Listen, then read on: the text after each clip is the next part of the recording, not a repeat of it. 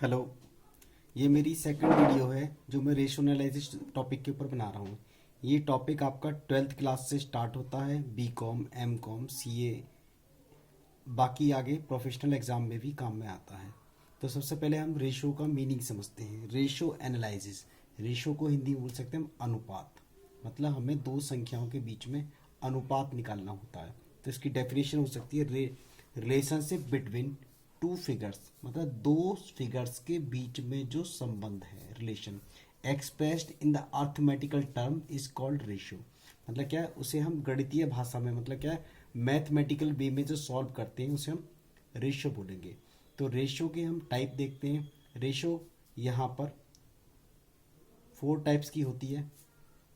First ratio है आपकी liquidity ratio, liquidity ratio. Second ratio है आपकी सॉल्वेंसी रेशियो। थर्ड रेशियो है एक्टिविटी रेशियो।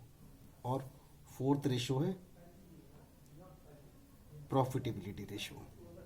तो लिक्विडिटी रेशियो का पहले हम मीनिंग समझते हैं। लिक्विडिटी रेशियो का मतलब क्या है, ये जो रेशियो है कंपनी की शॉर्ट टर्म पोजीशन को दिखाता है। शॉर्ट टर्म पोजीशन को दिखाने का मतलब क्या है कि ये आज की डेट में हम यदि बिजनेस को चेक करें तो हमारे पास कितनी वर्किंग कैपिटल है, कितनी करंट असेट्स हैं और कितनी लायबिलिटीज हैं, ठीक है, उनके रिलेशन को दिखाने के लिए हम लिक्विडिटी रेशियो निकालते हैं। लिक्विडिटी रेशियो को हम 3 पार्ट्स में डिवाइड कर सकते हैं।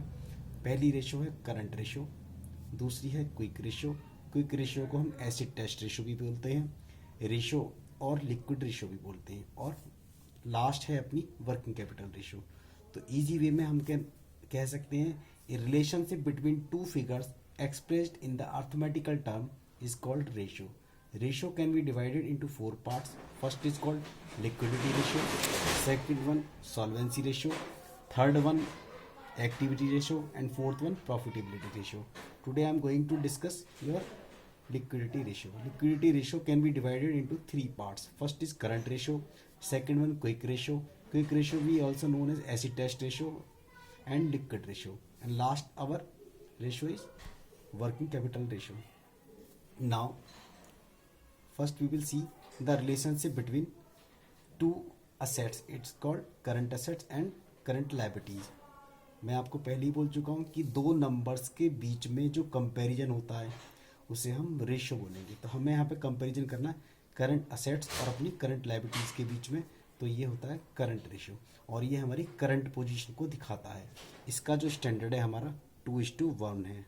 2:1 का मीनिंग क्या है, यहाँ पर वो बिजनेस सक्सेसफुल है जिसके पास सपोज 10 रुपये का की लायबिलिटी है, मतलब क्या 10 रुपये का उसे आउटसाइड को पेमेंट करना है और 20 रुपये का उसे पेमेंट रिसीव करना है। इसका मतलब क्या है कि उसे डबल का पेमेंट तो रिसीव करना है और हाफ उसका पेमेंट करना है। इट मीन्स कि उसके पास असेट्स ज़्यादा हैं और लायबिलिटीज़ कम है। तो ऐसा बिजनेसमैन अपने बिजनेस में सक्सेसफुल रहता है। तो करंट रेशियो के हम टाइप देखते हैं। करंट रेशियो डिवाइड कर सकते हैं 2 पार्ट्स में। First current assets and current liabilities. Current assets और करंट लायबिलिटीज होते क्या हैं, फर्स्ट इन्हें डेप्थ में अंडरस्टैंड करते हैं। सपोज करंट असेट्स, मैं इन सभी को एज्यूम करता हूँ जो बैलेंस शीट में गिवन होती हैं। इन सब की पोजीशन हमारे बिजनेस के अंदर में कुछ इस तरीके की होती है डेली बेसिस के ऊपर। कभी ये दिन में घटती हैं, कभी बढ़ती हैं, महीने के हिसाब से भी, मतलब क्या है, ये 90 डेज के पीरियड में 100% फ्लक्चुएट होती हैं।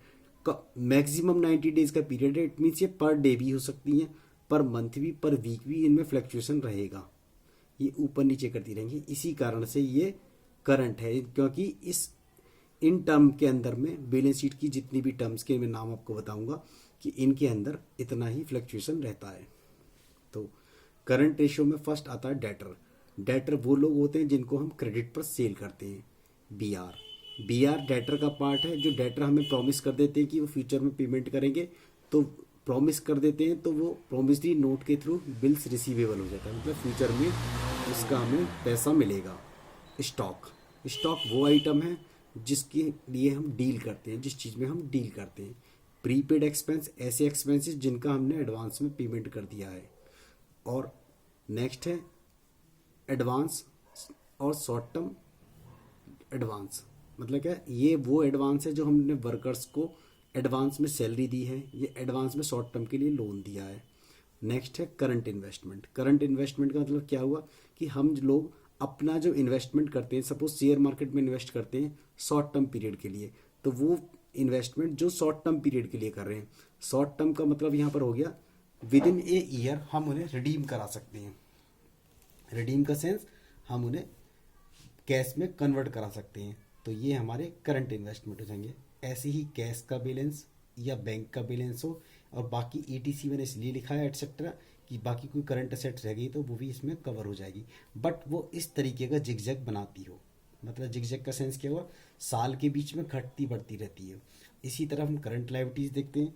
करंट लायबिलिटीज़ क्या होती हैं, हमारे क्रेडिटर हो गए, बिल्स पेबल हो गए, आउटस्टैंडिंग एक्सपेंस हो गए, एडवांस इनकम होगी, और एट्सेट्रा। एट्सेट्रा मतलब जो बाकी कोई कुछ रह गया हो, तो सपोज प्रोविजंस हैं, तो इनका रिलेशन मतलब क्या है, करंट असेट्स और करंट लायबिलिटीज़ के बीच में जो रिलेशन बताते हैं, उस रिलेशन को हम बोलते हैं करंट रेशियो। मतलब हमारी करंट पोजीशन बिजनेस में कैसी है, इसको ही हम करंट रेशियो बोलते हैं। ये बैलेंस शीट पर डिपेंड करती है, बैलेंस शीट की करंट असेट्स और करंट लायबिलिटीज़ के ऊपर। अपनी नेक्स्ट वीडियो में मैं आपको क्विक असेट्स और वर्किंग कैपिटल का रिलेशन समझाऊंगा। Thank you for watching my video.